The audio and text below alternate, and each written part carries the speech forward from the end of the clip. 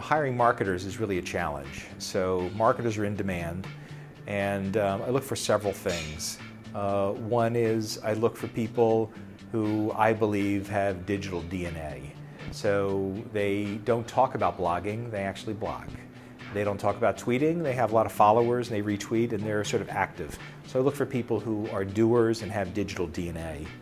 The second thing is I look for people who in their backgrounds have tried things that are kind of unconventional. So they went on a trip and really pushed themselves through hiking or climbing or skiing, or they did something a little bit, push themselves. I also look for eclecticism.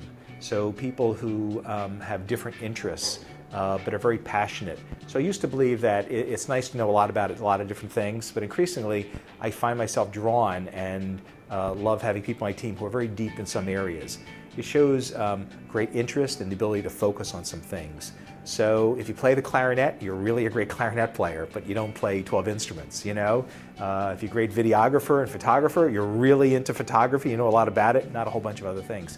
So increasingly, people in my team tend to have spikes in certain areas. So marketing over the last 10 years has moved from more generalists to more specialists. And the biggest challenge that presents, though, is pathing, career paths for people. So, people involved with my content, they don't always have as much exposure to demand generation, or people in demand gen may not be seeing what we're doing with events or with product marketing or with, analyst relations. So sometimes we'll do some rotation and we'll have people get more involved. And so I'm always looking for opportunities to create good career paths for people. But it is increasingly a series of specializations, which is always a challenge to knit them together really effectively.